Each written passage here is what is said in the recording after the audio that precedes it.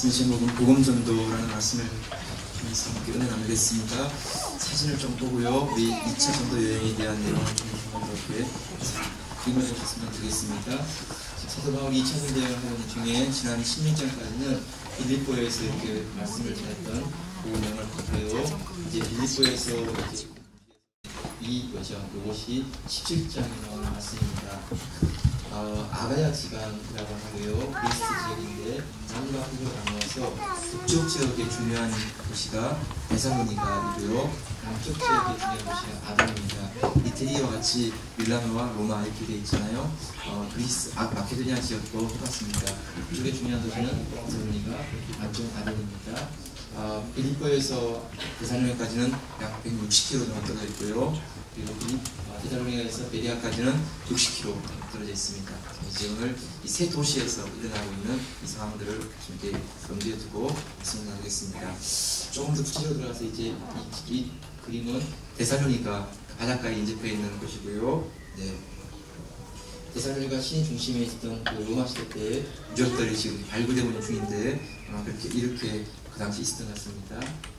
네, 이거는 베레아 지역입니다. 베레아 지역에서 바울이 복음을 전했던 장소라고 알려진 곳에서 이렇게 되어 있고요. 여기 왼쪽편 북에 나와 있는 벽화는 요 그림인데 마케도니아 환상을 통해서 건너서 우리를 도우라 하는 그 말씀을 보고 이제 유럽으로 건너게 된 그 그림을 이렇게 벽화로 만든 것이고요. 그림을 만든 것이고 여기는 바울이 복음을 전할 때 베레아 사람들이 그 말씀을 깊이 듣고 상고하는 그 모습을 이렇게 벽화로 이렇게 그림이라고 합니다.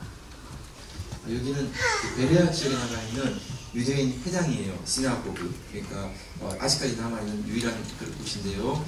베레아 지역에 유대인들 10사람만 남자들이 모이면 회당을 세울 수가 있었기 때문에 회당을 만들어서 율법을 가르치고 율법을 따라서 이렇게 같이 이렇게 또 예배하는 이런 일을 하는데요.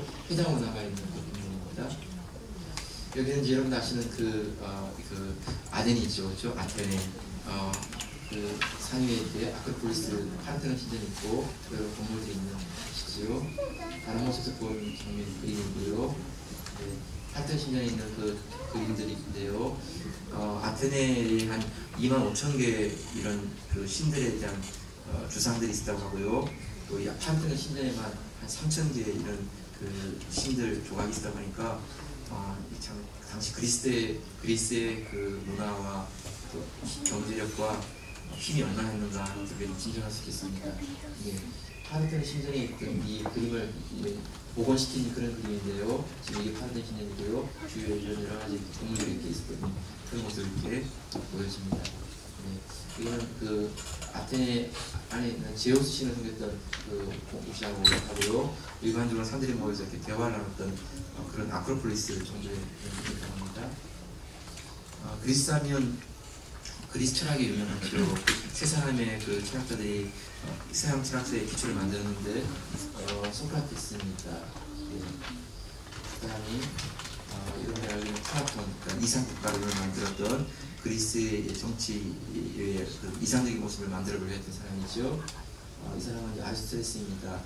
소크라테스와 플라톤의 세상을 융합하여서 새로운 자기의 어떤 세계로 이렇게 만들어서 이 세 사람, 소크라테스, 플라톤, 아리스토텔레스 이들이 그리스 철학이 되고요. 나중에 이것이 이제 중세 철학으로 이렇게 흘러가게 되는 것이죠.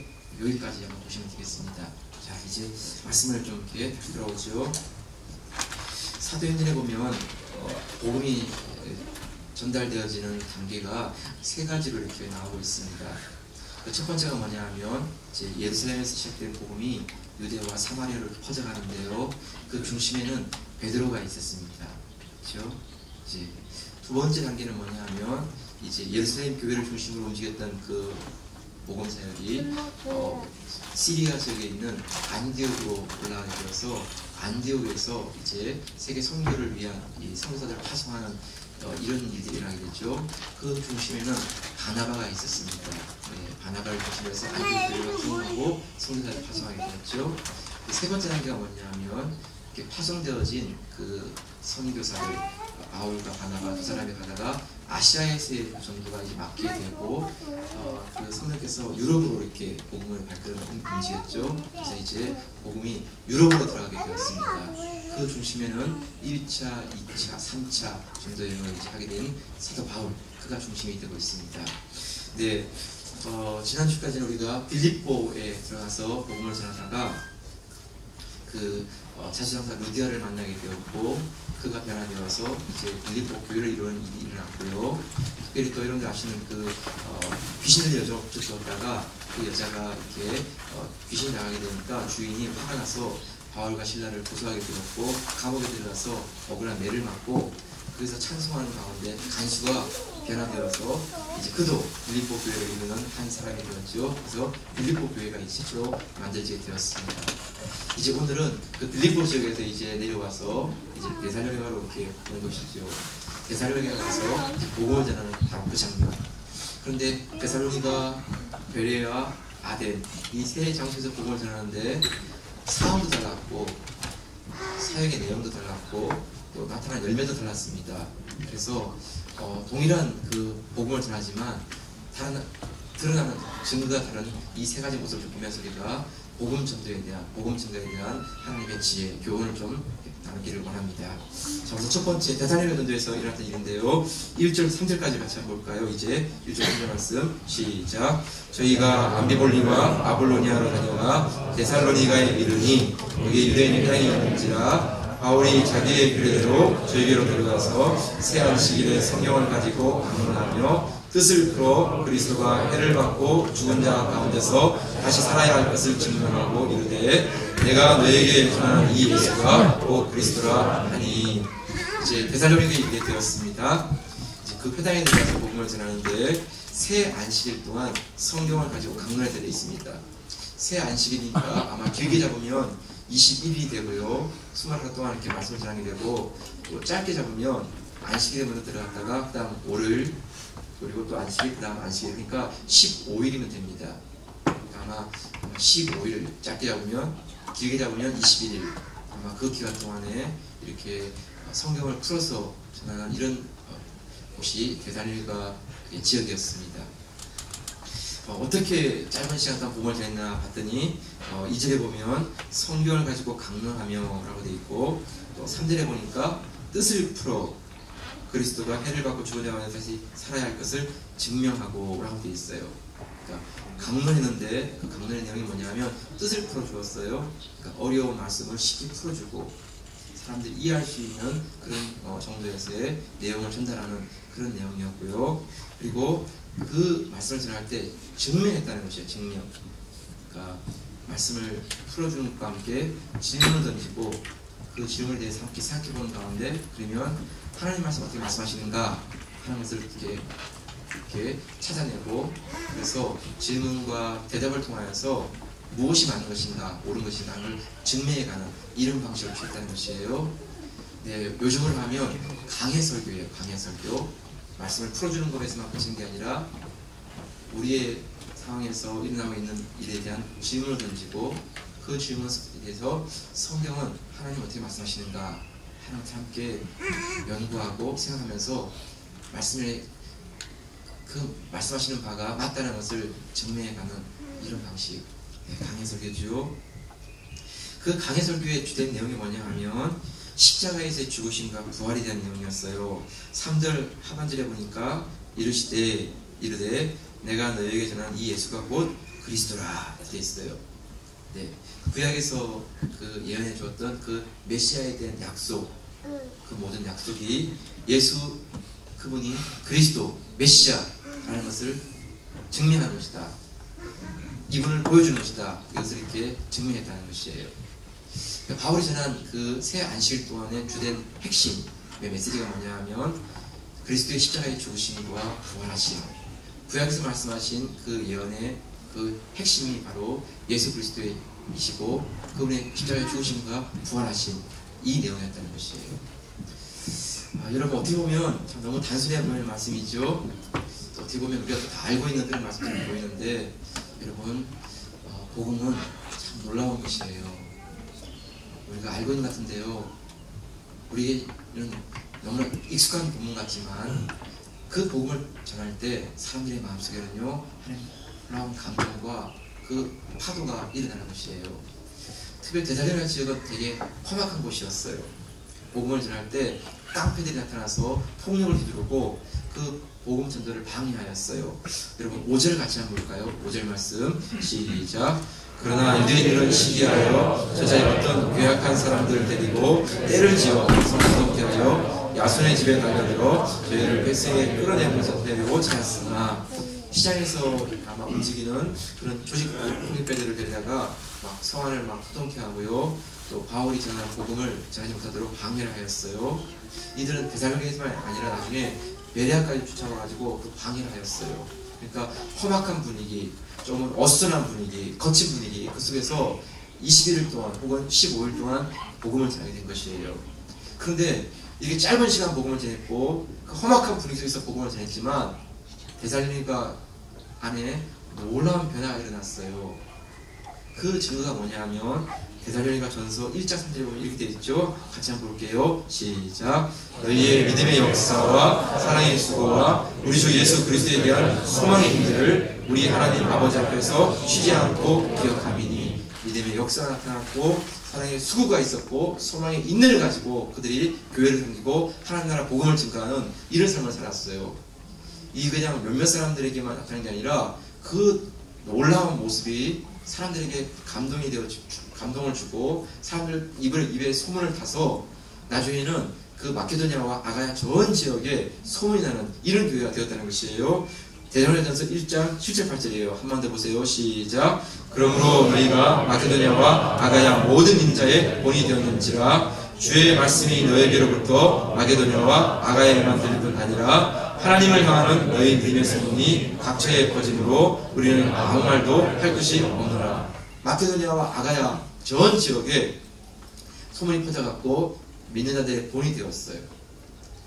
여러분 마케도니아와 아가야가요 그냥 우리가 생각하는 이 밀라노 지역 같은 이런 게 아니에요. 대한민국 전체 크기만 넓은 땅이에요. 거기 이태리가 조금 작지만 이태리만한 그런 곳이에요. 그 넓은 땅에 세 안식일 동안 전했던 그 복음으로 말미암아 사람들이 놀라운 믿음의 변화가 나타나는데 그 믿음에 대한 소문과 향기와 아름다운 이야기가 다 이렇게 퍼져나간다는 것이에요. 정말 놀랍잖아요. 그죠? 석 달 동안 전한 것도 아니고 3년 동안 전한 것도 아니고 세 안식일 동안 그렇게 복음을 전했는데 그 복음이 사람들의 영혼에 터치되니까 이런 큰 일들이 일어난다는 것이에요. 어떻게 이런 일이 가능할까? 깡패들이 방해하고 사람들이 험악한 분위기 속에서 그렇게 말씀을 전했는데 어떻게 이런 교회가 될 수 있었을까? 그 이유에 대해서 데살로니가전서 2장 13절에 이렇게 말하고 있어요. 같이 한번 보세요. 시작. 이러므로 우리가 하나님께 쉬지 않고 감사함은 너희가 우리에게 들은 바 하나님의 말씀을 받을 때에 사랑의 말로 아니하고 하나님의 말씀으로 받으리니 진실로 그러하다. 이 말씀이 또한 너희 믿는 자 속에서 역사하느니라. 네, 여러분 데살로니가 교회가 그렇게 변화될 수 있는 가장 중요한 게 뭔가 하면 바울이 전하는 그 말씀을 들을 때 그 말씀이 바울의 이야기로만 들은 게 아니라 성령께서 함께 하시는 전하는 하나님의 말씀으로 받았던 거예요. 그래서 그 말씀이 그들 마음 가운데 새겨진 것이죠. 그래서 그 말씀을 붙잡고 기도하며 말씀을 붙잡고 순종하며 나갈 때 그들 가운데 믿음의 역사가 나타나던 이런 일을 체험하게 되었다는 것이에요. 예, 여러분 이런 모습, 이런 태도가 참 중요해요. 네. 우리가 예배드리고 우리가 말씀 읽을 때 어수선한 가운데 이렇게 예배 식사하다 보면요 이렇게 말씀이 잘 들어오지가 않아요. 참석했는데 그냥 이렇게 남는 게 없는 거죠. 또 예배 시간에 자꾸 우리가 다른 일을 쫓기면요 마음에 염려되는 거, 근심하는 거, 집에 놔두고 떡을 생각하든지 자 그러면 그것 때문에 말씀이 잘 들어오지가 않아요. 근데 말씀을 들을 때에 사람의 말이 아니고 하나님 말씀 듣는 진지한 그런 마음을 가지고 집중하게 될 때 그 말씀이 내 영혼에 터치가 되고 내 마음에 울리게 될 때 믿음의 역사가 나타나는 이런 것들을 보게 되는 것이죠. 그것 때문에 그들의 삶에 변화가 나타나고 그들의 삶에 증거가 나타나고, 그래서 믿는 사람들 아니라 그 마게도냐 아가야 사람들 모두에게 그런 소문이 퍼져나가는 이런 일이 나타나는 것이에요. 네. 데살로니가 그 지역에 있는 사람들에게 이런 일이 나타나는 것이에요. 그래서 여러분, 사람들이 어떻게 말을 해요? 이런 모습 보고 어떻게 비하냐는 거예요. 6절을 한번 보세요. 6절 시작. 발견치 못함에 야손과 및 형제를 끌고 눕장들 앞에 가서 소리질러 가로되 천하를 어지럽게 하던 이 사람들이 여기도 이름에, 바울과 그 복음을 전하는 사람들 향해서 어떻게 말하냐면 천하를 어지럽게 하는 자들이라는 거예요. 세상을 뒤집어 놓는 자들, turn the world upside down 하면서 이렇게 세상을 이렇게 거꾸로 만드는 사람들이다. 세상에 가는 방향과 반대로 가고, 사람들의 생각과 거꾸로 가고, 너희들은 이상한 놈들이야, 이렇게 막 얘기하는 거예요. 여러분, 사람들이 어떻게 말하고 어떻게 핀잔을 주더라도 하나님 말씀에 순종하면서 하나님 말씀에 따라서 함께하는 주의 성도 될 수 있기를 주의 이름으로 축복합니다. 여러분, 사람의 말로 듣지 않고 하나님의 말씀 듣는 거, 참 이 태도가 중요해요. 그래서 여러분, 한 번의 예배지만 한 번의 예배가 어수선한 가운데 끝나지 않고요, 한 번 예배를 준비하고 사모하고 기대하는 가운데 예배에 같이 오면 좋겠어요. 그래서 그 예배 가운데 드려지는 찬양과 기도와 말씀과 그 교제 가운데 정말 내게 주시는 하나님의 음성을 듣는 그런 귀한 예배, 그런 아름다운 예배 있기를 주의 이름으로 축복합니다. 자, 두 번째 부분은요, 베레아에서의 전도예요. 베레아의 전도 11절인데 같이 한번 볼까요? 11절 말씀 시작. 베레아 사람은 데살로니가에 있는 사람보다 더 신사적이어서 간절한 마음으로 말씀을 받고 이것이 깨달음과 하여 날마다 성경을 상고함으로. 네, 마게도냐에서 그 데살로니가에서 복음을 전하는데 너무 사람들이 방해가 있어요. 더 이상 말씀을 전할 수가 없어서 쫓겨서 그냥 나와서 베레아 지역으로 오게 되었어요. 그런데 베레아와 데살로니가는 한 60km밖에 안 떨어졌는데 너무 다른 거예요, 분위기가. 베레아 사람들은 신사적이어서 간절한 마음으로 말씀을 받고 라고 되어 있죠. 그러니까 신사적이다 하는 말씀은 오픈 마인드, 그러니까 마음이 열려있는 가운데 아주 젠틀한 거예요. 네. 그리고 간절한 마음도 있었어요. 마치 어린아이가 엄마의 젖을 빨 때 정말 진지하게 빨고 간절하게 빨듯이 그 말씀을 받을 때 간절함과 사모함으로 그 말씀을 경청하는 태도, 그런 모습을 가졌다는 것이에요. 그리고 이 베레아 사람들은 그 말씀을 또 상고하였어요. 이 말씀이 정말 그러한가 하여서 그 말씀을 되새김질하고 묵상하고 정말 하나님 말씀대로 되어지는가 하는 것들을 이렇게 반복해서 생각하는 그런 태도를 보였다는 거예요. 하나님이 내게 말씀할 때 해서 그걸 끝나는 게 아니고요, 참 우리가 상황을 보고 환경을 볼 때마다 하나님 내게 주신 말씀 맞죠? 하나님 말씀이 그렇죠? 하고 자꾸 이렇게 되묻게 되는 것이에요. 하다가도 하나님 내가 가고 있는 거 맞는 거죠?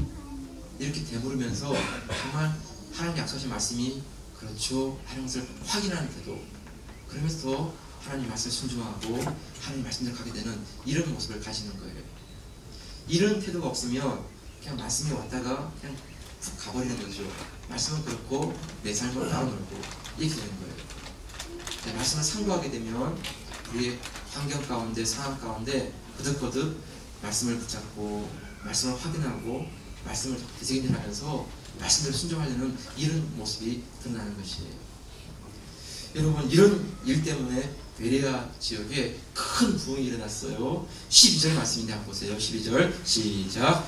그 중에 믿는 사람이 많고 또 헬라의 기부인과 남자가 적지 아니하니. 말씀을 사모하고 깊이 묵상하면서 그때 믿는 사람이 많이 일어나게 되었고 헬라의 기부인과 남자들이 많이 변화되는 이런 일이 일어났다고 되어 있어요. 네. 여러분, 사람이 변화되는 게요, 어떤 인기 때문에, 어떤 세상의 지혜 때문에 되는 게 아니에요. 사람의 변화되는 것은요, 하나님의 말씀이 그 안에서 움직이기 시작할 때, 하나님 말씀이 그에게 감동을 줄 때 그 사람 안에서 변화가 일어나요. 그리고 그 말씀대로 살고 싶고, 그 말씀대로 결심하고 싶고, 그 말씀대로 순종하는 이런 결단이 일어나는 것이에요. 네. 그래서 말씀이 그 안에 변화를 주면 그렇게 살지 말라 그래도 살려 그래요. 하나님 기뻐하는 거, 하나님이 좋아하는 거, 하나님이 원하시는 거, 그 말씀대로 살고 싶은 마음이 자꾸 일어나는 것이에요. 죄송합니다. 너무 많이 되면요.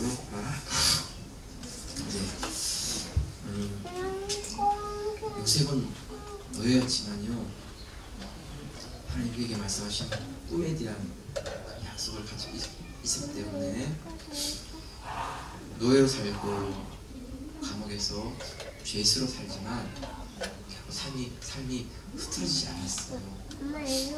따뜻하게 살아갔고요, 말씀을 기대하고 말씀을 묵상하면서 살아가는 것이죠. 그래서 꿈을 해석해주고, 그러면서 나중에 바로 앞에 있을 때도 바로 꿈을 해석해주는 그 모습 가운데 외부의 총리가 되는 그 일을 보게 되는 것이죠. 여러분, 말씀을 붙잡으면 우리가 삶이 흐트러지지 않아요. 말씀이 살아있으면 낙심하지 않고 좌절하지 않아요. 말씀이 살아있으면 언제나 그 말씀을 바라보고 당당하게 걸어가는 이런 태도가 나타나요. 여러분, 세일즈맨들이 물건을 팔 때 제발 제 물건을 사주세요, 저는 이 물건을 못 팔면 월급을 못 받아요, 이렇게 팔지 않는다 그래요. 세일즈맨이 물건을 팔 때는요, 자기가 가지고 있는 물건에 대해서 자신감이 있으면 그 물건에 대해서 사람들에게 설명해줘요. 이 물건이 어떤 것인지, 그리고 이 물건에는 어떤 내용들이 들어있는지, 이 물건을 통해서는 어떤 일을 할 수 있는지, 그런 것들을 계속 설명해 주는 거예요. 그러면 관심 없는 사람들은 그냥 가버리지만, 그런데 관심 가진 사람들은 자꾸 다가와서 그 물건에 대한 이야기를 들어요. 그리고 나중에는 그 물건을 사고 싶고, 나도 그 물건을 한번 다뤄보고 싶고, 나도 그 물건을 한번 내가 가지고 소유하고 싶다, 그런 마음이 들면 시키지 않았어요. 본인이 지갑을 열어서 그 물건을 사겠다고 이야기하는 것이에요. 네. 세일즈면 절대로 그냥 물건을 사달라고 얘기하는 게 아니에요. 물건을 최대한 잘 설명하고 소개하는 거예요. 그러면 사람들은 그 모습 가운데 그 물건을 잘 이해하고 물건을 사게 되는 것이에요. 여러분, 우리가 가진 복음이 그래요. 우리가 가진 믿음이 그래요. 그냥 믿음은 좋아요. 우리의 복음은 좋아요.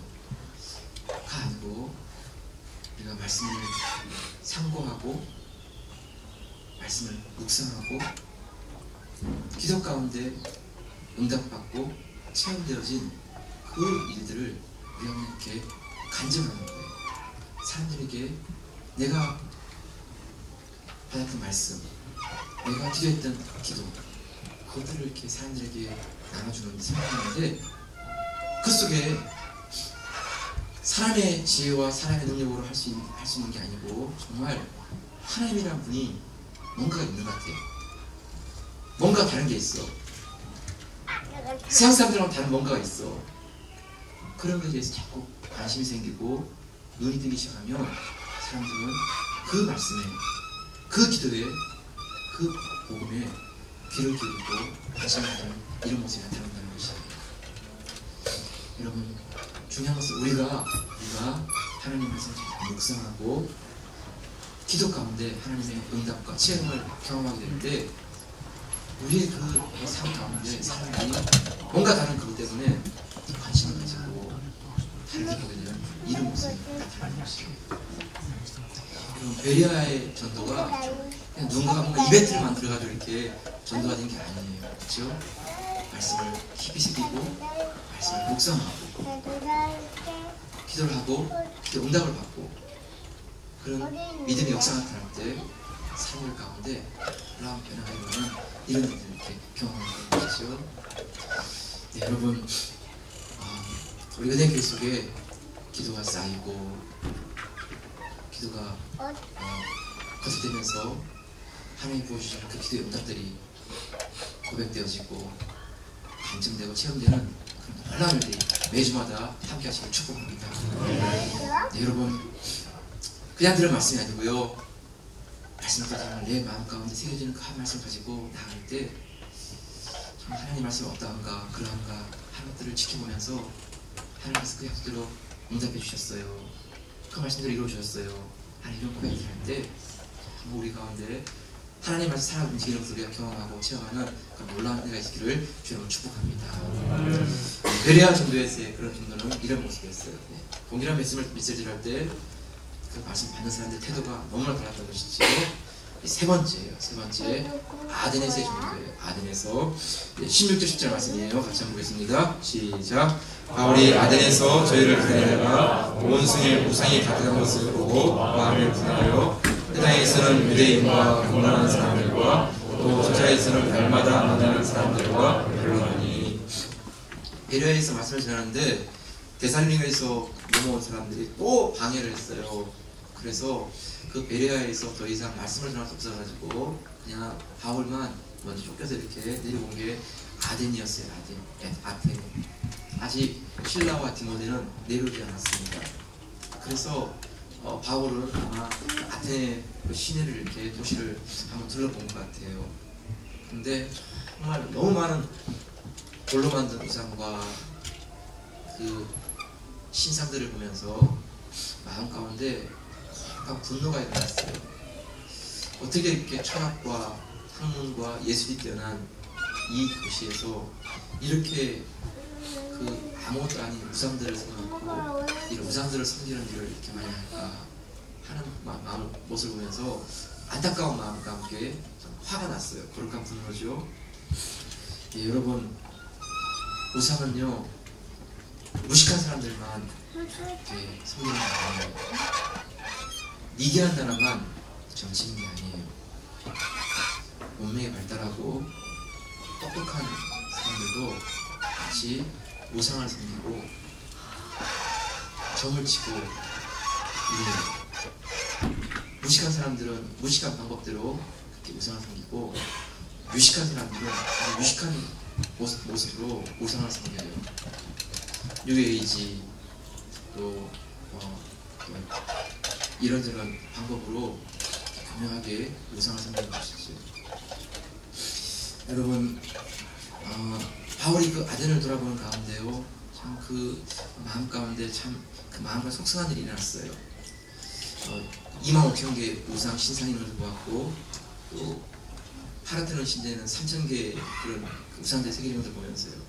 그래서 그들에게 복음을 전해야 되겠다 하는 마음이 막 일어났어요. 그래서 17절에 보게 되니까 회당에서는 유대인과 경건한 사람들과 또 저자에서는 날마다 만나는 사람들과 변론하니. 회당에서는 유대인들에게 하나님의 말씀을 전하는 이런 일을 했고 또 시장 어귀에서는 사람들이 많이 모인 광장에서는 만나는 사람들에게 날마다 그 복음을 증가하는 일을 하였어요. 그런데 그 변론하였다라고 되어 있어요. 일종의 디스퓨트, 그러니까 서로 논쟁하는 것이지. 아비도 하고. 18절 보면 이렇게 되어 있어요. 18절에서 같이 한번 볼까요? 시작. 어떤 에비그레오와 스토이고 작가들도 바울과 쟁론할세, 혹은 이르되 이 말쟁이가 무슨 말을 하고자 하느냐 하고, 혹은 이르되 이방 신들을 전하는 사람인가 보다 하니, 이는 바울이 예수와 또 몸의 부활 전함을 인함이라. 에피큐로스와 스토아파 사람들인데요, 에피큐로스는 쾌락주의자들이라고 그러죠. 쾌락, 아타나시스라고 하는 육체의 쾌락이 아니고 그냥 궁극적인 어떤 그런 기쁨, 어떤 즐거움, 이것을 쾌락이라고 이렇게 설명하고 그 쾌락을 추구하는 것이 이 철학의 목표죠. 또 스토아파는 금욕을 통해서 자기를 절제하고 자기를 부인하는 가운데 오는 그 육체 한계를 넘어서는 가운데 오는 그 기쁨, 그것을 추구하는 이것이 스토아파죠. 하여튼 반대 방향이 있지만 같은 목표는 뭐냐면 뭔가 현실을 뛰어넘는 뭔가를 이렇게 추구하는 그것이 다 똑같은 그 뿌리를 가지고 있어요. 그런 사람들과 이제 철학적인 논쟁을 하게 되는데 결국은 쟁론하게 되었다라고 되어 있어요. 쟁론. 여러분, 바울은 그들에게 복음을 전하는데 그들 입장에서는 참 이해하기 어려운 부분이 생겼어요. 그게 뭔가 하면 18절 마지막에 보게 되면 예수와 또 몸의 부활 전함을 이야기하라. 예수라는 저는 아마 또 다른 신의 한 사람이라고 생각이 들고요. 그러면서 몸의 부활 전함을 들었다라고 했는데 헬라 철학에서는 육체를 천시했어요. 중요한 것은 영혼이지 육체는 흙에 불과하고 그냥 그릇에 불과하니까 그건 사라져야 된다. 그런데 바울이 전하는 복음에는 예수와 몸의 부활, 육체의 부활을 함께 전하는 것이에요. 그들의 철학과 세계관으로서는 이런 바울이 전하는 복음을 받아들일 수가 없는 것이죠. 죽은 자가 다시 살아난다, 육체의 부활한다. 어떻게 이것을 받아들이겠어요? 그래서 너무나 다르다 보니까 얘기를 나누면서 자꾸 변론하게 되고 논쟁하게 되면서 다투게 되는 것이었어요. 여러분, 복음은 세상의 철학과 세상의 가치관과 반영이 달라요. 세상은 자꾸 다른 것을 얘기하지 말고 자기들과 비슷한 것을 말하는 것이에요. 왜 자꾸 특별한 것을 말하냐, 이렇게 핀잔을 줘요. 부활에 대해서는 알겠지만 왜 육체의 부활까지를 말해야 되고, 왜 구원에 대해서 알겠지만 꼭 예수 그분을 통해서만 구원을 말해야 되냐. 그냥 보편적인 구원, 보편적인 부활 이렇게 말하면 안 되냐. 이렇게 다가오는 것이에요. 제발 그 특이하고 이상하게 말하는 거 그거 하지 말라는 것이죠. 근데 여러분, 복음은 복음이에요. 복음은 사람이 만든 게 아니고 하나님께서 우리에게 주시는 복된 소식이에요. 사람들이 반대하기 때문에, 사람들이 이해하지 못하기 때문에 우리가 주제해서는 안 되고, 복음은 복음으로서 선포해야 되는 것이에요. 여러분, 사람들과 논쟁하거나 쟁론할 때 가장 위험한 것은 뭔가 하면 복음의 핵심이 비껴나가요. 그러면서 자꾸 우리가 논쟁 가운데서 상대방을 이기려고 하는 것이죠. 상대방을 꺾으려고 해요. 그러자면 논리적인 싸움을 하다 보니까 나중에 가면 예수 그리스도는 사라져버리고 말고 논리만 남는 거예요.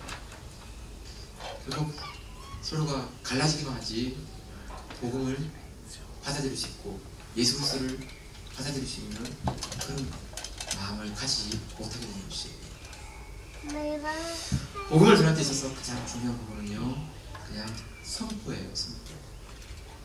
우리가 설명할 수 있고 설득할 수 있지만 논쟁하려고 하면 안 돼요. 엄마 거야. 왜 서구 기독교는 다른 나라에 들어가서 문화를 파괴하고 전통을 파괴하는가? 왜 서구 기독교는 마치 종교 제국주의처럼 다른 나라의 그 종교를 더 무시하고 그렇게 멸시하는가? 네, 여러분, 그런 모습이 있었던 것도 맞고요. 그런 일이 있던 것에 대해서 우리가 분명하게 사과해야 돼요. 그런데 중요한 것은 그런 지적을 받고 그런 소리를 듣는다 해서 복음을 선포하는 것을 주저하면 안 되는 거예요. 복음은 복음이고 구원은 예수 그리스도로만 말미암는 것이에요. 만약 다른 방법이 있고 다른 길이 있다면 우리가 그렇게 할 필요가 없는 것이에요. 그러나 오직 구원은 예수 그리스도만 말미암고 오직 복음으로만 하나님을 알 수 있는 유일한 것이기 때문에 우리가 그런 소리를 듣고 그런 피자를 받더라도 복음을 전해줘야 되고 예수 그리스도를 증명해 줘야 되는 것이에요. 사도행전 4장 12절 한번 보세요. 사도행전 4장 12절 말씀 시작. 다른 이로서는 구원을 얻을 수 없나니 천한 인간의 구원을 얻을 만한 다른 이름을 우리에게 주신 이 없음이니라 하였더라. 복음을 전하는 것은 우리가 정복자가 되거나 사람들이 뭔가 불림하기 위해서가 아니에요. 복음을 전하는 것은 우리가 섬기는 자가 되는 것이고 선교자가 되는 것이에요. 복음을 전하기 위해서는 돈도 많이 들고 시간도 많이 들고, 복음을 전하다 보면 때로는 매를 맞기도 하고 돌에 맞기도 하고 감옥에 들어가기도 하고 춥고 배고프고 굶주리는 밤을 지새야 되는 이런 일도 겪어야 돼요. 근데 왜 우리가 복음을 전해야 되죠? 복음에는 다른 이것이 없기 때문이에요. 예수 그리스도 외에는 구원을 얻을 수 있는 다른 길이 없기 때문이에요. 하나님께서 우리를 그 복음을 전하는 사람으로 세워 주신 것입니다. 그래서 우리를 부르시고 우리를 세우시고 우리를 부르시기 때문에 우리가 그 복음을 전하게 되는 것이지. 네, 여러분, 사람들이 듣든지 안 듣든지 우리가 거기에 따라서 반응하는 것이 아니라 복음은 우리가 선포하는 것이고 복음을 증거하는 것이에요. 변론하고 정론하다가 끝나는 게 아니라 피 묻은 십자가의 복음, 예수 그리스도의 십자가의 죽으심과 부활하심, 그것을 전하고 잘못대로 물러나는 것이에요. 돌을 던지면 맞고 매를 때리면 맞는 가운데 피 묻은 십자가의 복음, 그것을 구원 얻을 수 있음을 알기 때문에 그 복음을 전하고 물러나는 것이에요. 사람을 변화시키는 것은 성령님께서 하시는 것이지, 복음이 들어가면 그 복음이 그 안에서 역사하는 것이지. 성도 여러분, 사도 바울이 아덴에서 복음을 전하는 그 방법은 틀린 것은 아니지만 효과 있는 방법은 아니었어요. 거룩한 마음 가운데, 그 거룩한 분노 가운데 그들에게 복음을 전하고 싶은 그 열망은 났지만 쟁론하고 변론하는 가운데 복음에서 비켜나가는 이런 태도는 옳은 게 아닌 거예요.